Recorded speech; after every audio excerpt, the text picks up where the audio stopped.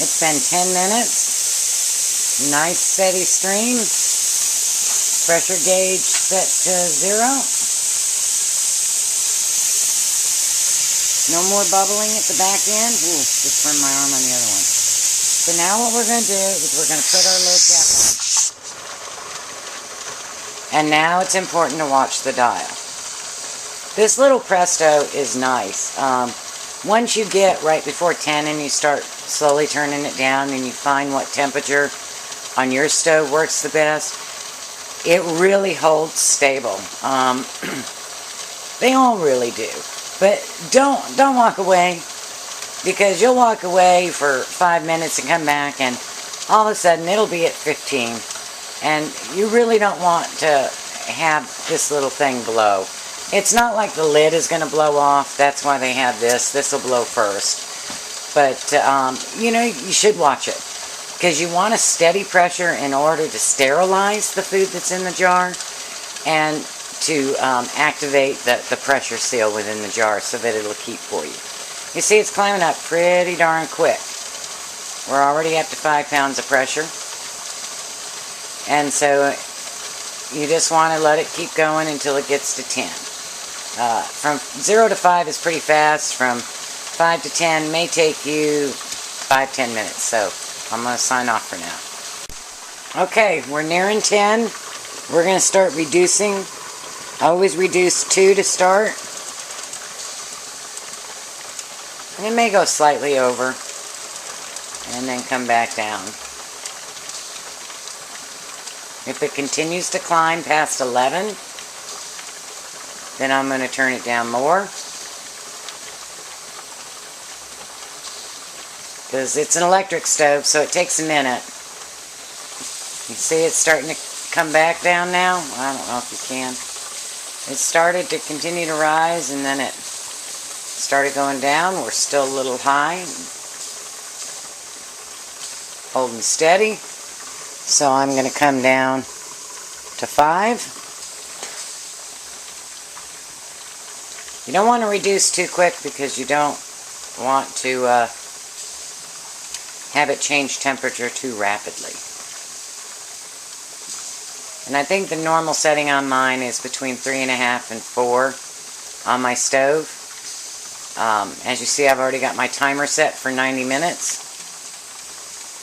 Once I get this stabilized at 10, which I think we're looking pretty good, I'm going to start it. So my countdown starts. Now it's time to just ensure that you keep it around 10. Okay? Okay, we're at 10 pounds of pressure. We're set to 3 almost. And our timer set to 5 seconds. Once your timer goes off, turn off your stove. And now we're just going to let it sit there until the pressure goes away. Okay, it took, let's see, it took about 35 minutes for the pressure to come down to 0 and to not hear any more hissing. But that is not down, so you do not remove it yet. You have to wait until that's down. Okay, did you see that? It went down. It took,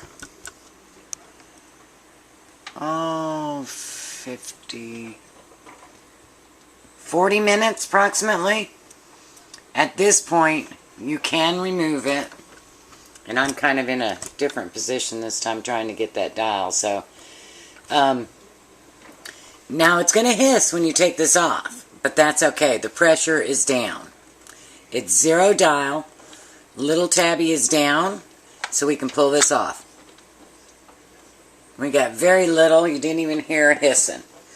Now, remember, when you take your lid off, you always want to face it away from you, because it's really hot inside.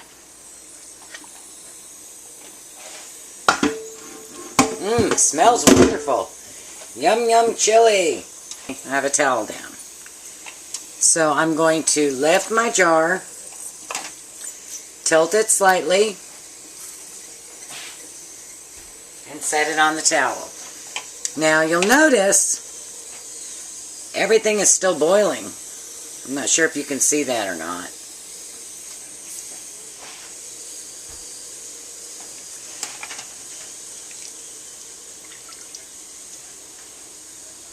Now be prepared for your towel to be dirty, so make it a scrap towel.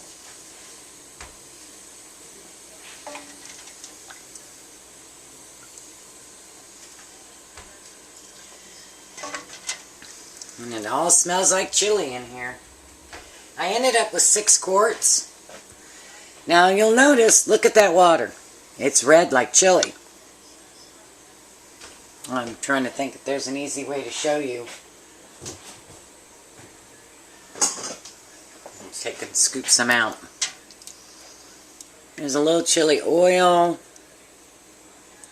Don't worry about that. It should still be fine. Happens all the time. That's what gives you the wonderful smell of chili in your fridge. Or in your house, I mean. Okay, so I have my chili resting on a towel. And pretty soon the seals will start popping, if they haven't already. And it's really hard to see. Let me take you off the tripod. Sorry about that. Let's see. See how that is? You can see the dot? You can see the dot? That tells you it's not sealed. Now these, this one is flat. See how that one, can you tell how that one's bubbled? I can't lift it by hand. I was going to try to get them next to each other.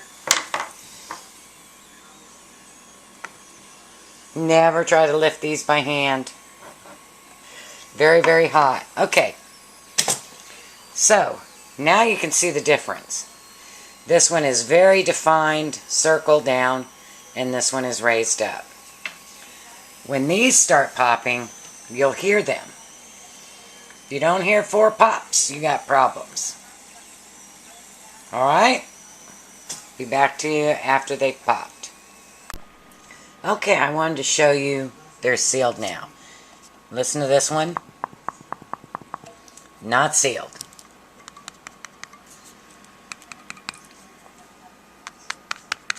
You can't do that with the Tattler lids. They just, they grab in when they're done. See the definition difference? This one's not quite down yet. This one is. That one still pops. These don't. So that's how you tell when they're sealed. At this point, you wait 24 hours, then you can remove the bands and store them without the bands. Of course, you're going to want to run these under soapy water because it's a little greasy from the hamburger meat. So I just take the bands off and run them under soapy water and let them sit. And I wait 24 hours to do that. We'll show you the meal shortly. Okay, let's make some chili. I have my quart jar of chili and my pint jar of beans. So all I'm going to do is I use one of these old-fashioned things. Old and rusty, works great. I'm using the flat end of it. Oh, I better get my video right. I'm using the flat end of it, and I'm going to pop up the lid. And I'm going to pop up the lid. Now these lids, throw them away now. Or only use them on your dehydrated goods. You could also punch holes in them and do your sprouts in them. We're just gonna, and this is still hot because the kids are hungry. And then we're gonna pour in our beans. Don't drain them. Don't do anything. Just empty the jars. And we're gonna just cook to heat. Make some cornbread. And we are ready for dinner. Good. What we have here is fresh ground corn. This is the frozen corn, dried in the dehydrator, and this is corn I bought, which is more like a deer corn, I would say. And my grinder doesn't do cornmeal real well, so what I have to do is I have to grind it big the first time and then do my fine grinding. So you can see there side by side the difference. So I just run it through the grinder twice. So what we're going to do is we're going to make cornbread. Excuse my walking. Alrighty. So the first thing you have to do to make cornbread, of course, is grind your wheat and grind your corn. And in here I have 2 cups of cornmeal and 2 cups of wheat flour. The first thing you've got to do is make your buttermilk, because we're doing a food storage cornmeal. You need 2 cups of water, 6 tablespoons of milk, dried milk. You need 2 tablespoons of vinegar. You're just going to stir that up.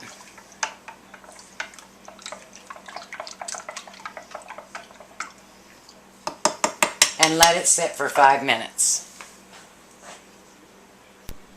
Okay, we let the milk mixture sit for 5 minutes. Get my recipe over here. And so we're ready to proceed. What we have to do now is we have 4 tablespoons of powdered egg. Just going to dump it in. We have 1 1/3 cups of sugar. I know that's a lot, but I like mine sweet. And then we have our buttermilk, and we have 1 cup of butter. Now I screwed up. I'm out of butter powder, but you can substitute butter powder. We're going to mix that in. We have 1 teaspoon of salt and 1 teaspoon of baking soda.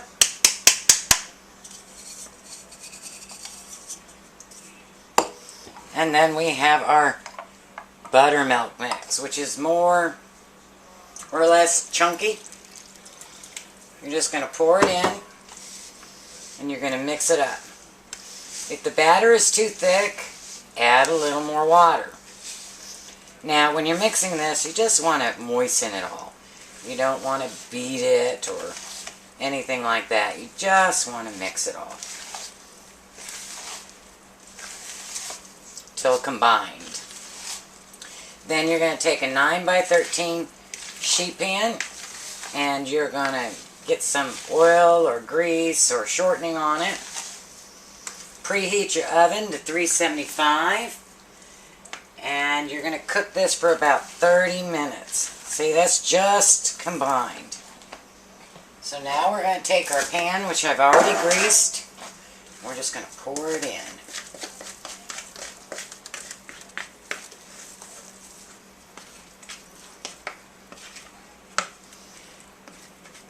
It sucks being a lefty when the camera has to be on the right side. And we're just going to smooth it out into the pan. Could have added a little more water to it maybe, so it would have ran itself into the pan.